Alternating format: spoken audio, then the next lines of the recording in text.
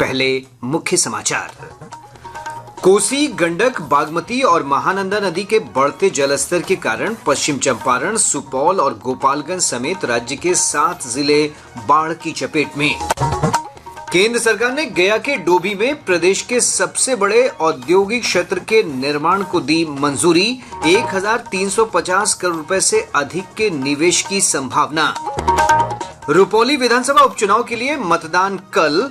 3 लाख से अधिक मतदाता 11 प्रत्याशियों की किस्मत का फैसला करेंगे।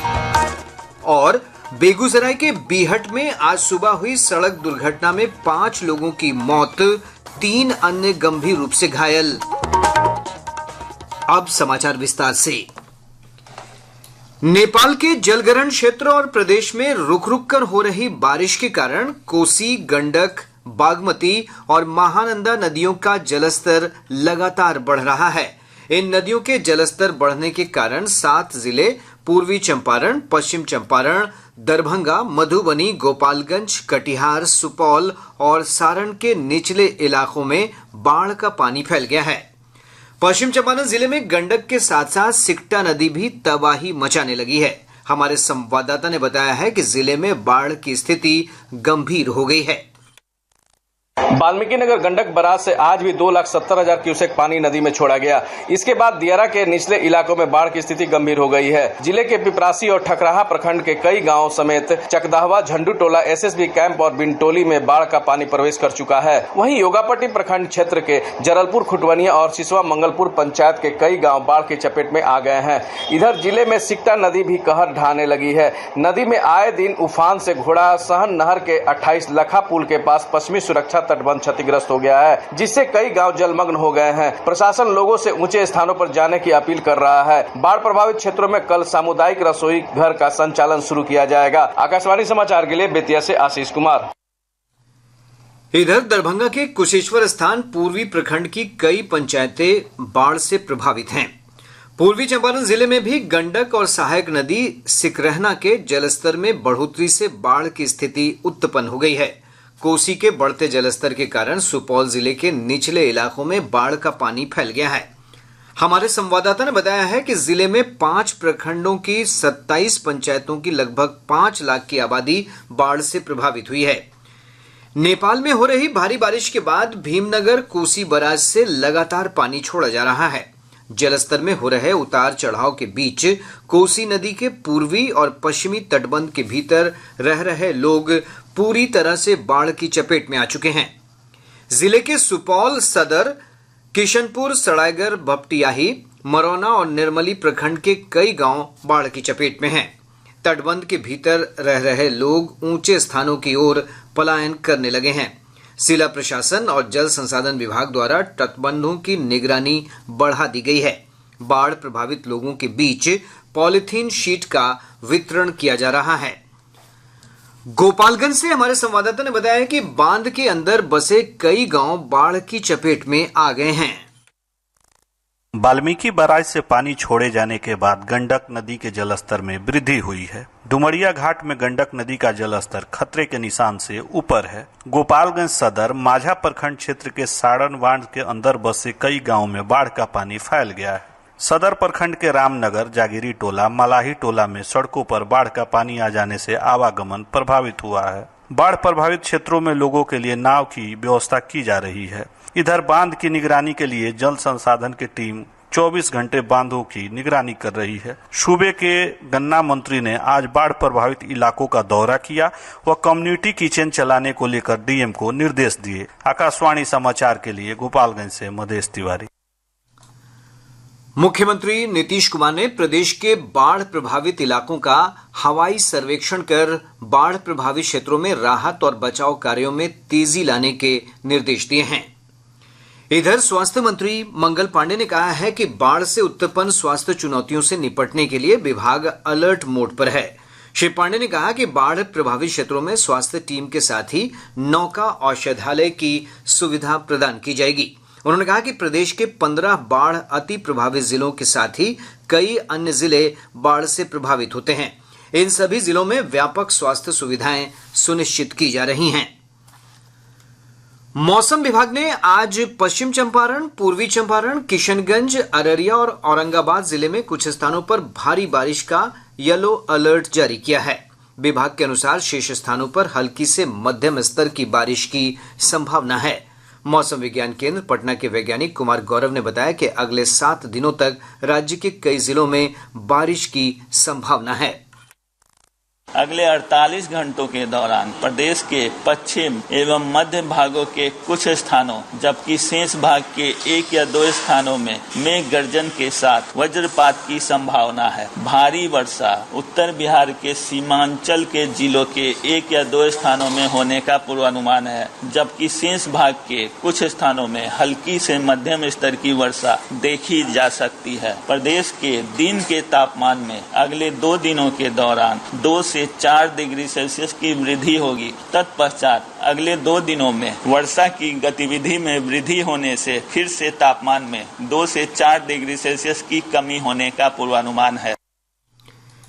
इधर पिछले 24 घंटों के दौरान सहरसा के पत्थरघट में सबसे अधिक 111.6 मिलीमीटर बारिश दर्ज की गई। केंद्र सरकार ने गया में एकीकृत विनिर्माण क्लस्टर IMC के लिए परियोजना को मंजूरी दी है। उद्योग विभाग के अपर मुख्य सचिव संदीप पौंड्रिक ने बताया कि राष्ट्रीय औद्योगिक गलियारा विकास और कार्यान्वयन ट्रस्ट NICDIT के न्यासी बोर्ड ने इस संबंध में स्वीकृति प्रदान कर दी है। इसके लिए राज्य सरकार ने गया जिले के शेरघाटी उप विभाग के अंतर्गत डोभी ब्लॉक में जमीन चिन्हित की है। श्री पौंड्रिक ने सोशल मीडिया पर एक पोस्ट में कहा कि इस परियोजना में 1350 करोड़ रुपए से अधिक के निवेश की संभावना है।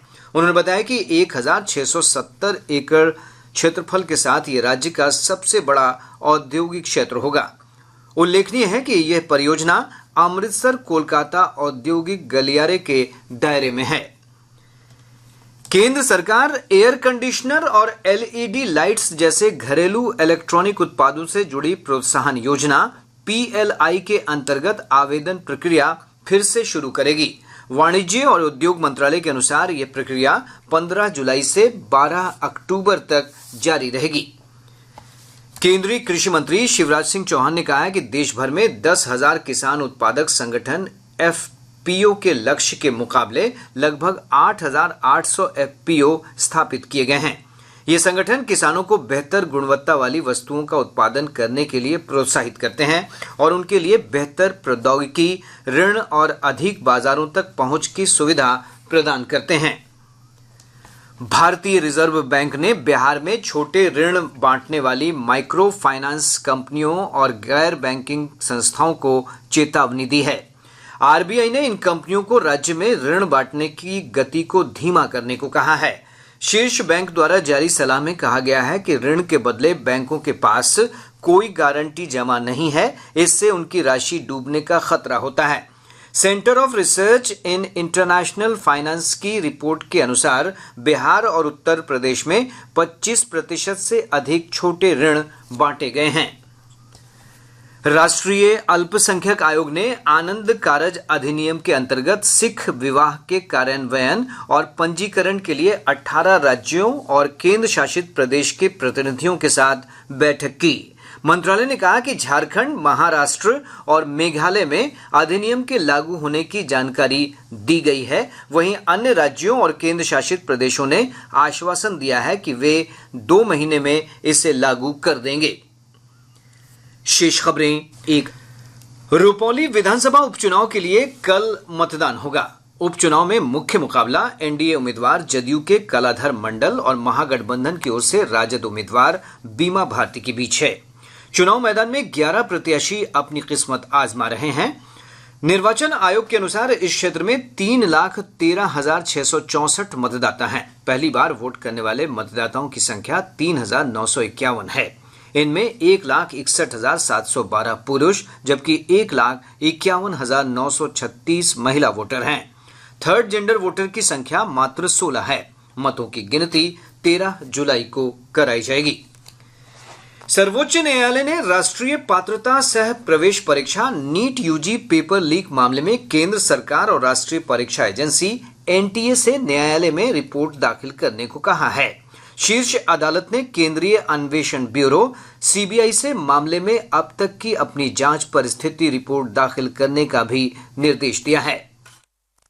न्यायालय ने एनटीए, केंद्र सरकार और सीबीआई को बुधवार शाम 5 बजे तक अपनी रिपोर्ट पेश करने को कहा है। मुख्य न्यायाधीश डीवाई चंद्रचूड़, न्यायमूर्ति जेबी पारदीवाला और न्यायमूर्ति मनोज मिश्रा की पीठ नीट यूजी परीक्षा से संबंधित याचिकाओं पर सुनवाई कर रही थी, जिसमें इस परीक्षा में हुई कथित अनियमितताएं तथा कदाचार का आरोप और इस परीक्षा को नए सिरे से आयोजित करने का निर्देश देने की मांग भी शामिल थी। मुख्य न्यायाधीश ने कहा कि दोबारा परीक्षा का आदेश देने से पहले पेपर लीक कहां से हुआ है ये पता होना जरूरी है। शीर्ष अदालत ने कहा कि परीक्षा रद्द करना अंतिम उपाय है। इस मामले में अब अगली सुनवाई बृहस्पतिवार को होगी। समाचार कक्ष से सकलैन अख्तर। बेगूसराय के बीहट स्थित रतन चौक के पास आज सुबह सड़क दुर्घटना में 5 लोगों की मौत हो गई, जबकि 3 अन्य लोग गंभीर रूप से घायल हो गए। हमारे संवाददाता ने बताया है कि टेम्पो और कार के बीच टक्कर हो गई।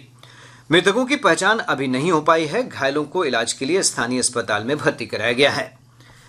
राज्य में तीसरे चरण की शिक्षक भर्ती परीक्षा का एडमिट कार्ड आज जारी किया जाएगा। एडमिट कार्ड बिहार लोक सेवा आयोग के डैशबोर्ड पर अपलोड होगा। अभ्यर्थी 18 जुलाई तक एडमिट कार्ड डाउनलोड कर सकते हैं।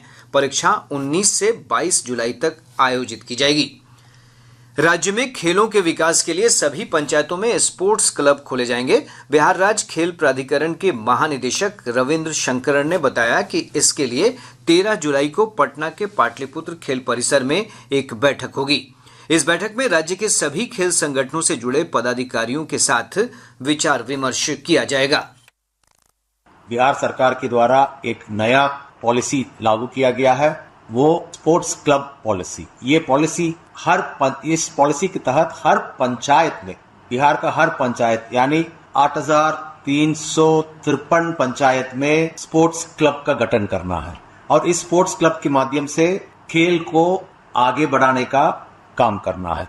हो सकता है पहले से ही पूरा बिहार में विन विन गेम में, विन विन खेल में क्लब्स एग्जिस्ट कर रहे होंगे, क्लब्स ऑलरेडी होंगे, उन लोगों का रजिस्ट्रेशन होगा। फिर उसके बाद जहां जहां नहीं है वहां नया तरीके से क्लब का गठन होगा।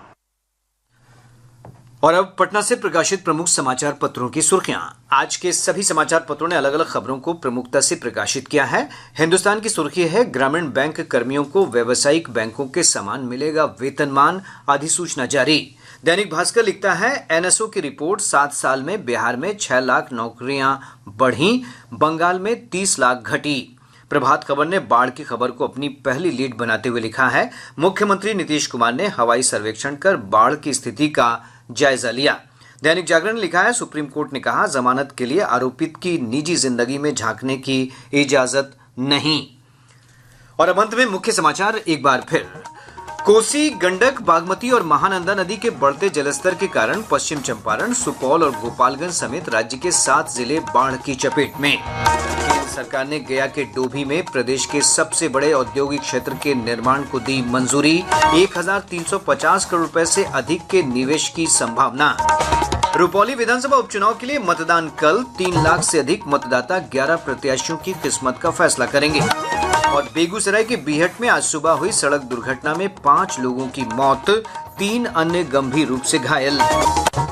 इसके साथ ही आकाशवाणी पटना से प्रसारित प्रादेशिक समाचार का ये अंक समाप्त हुआ।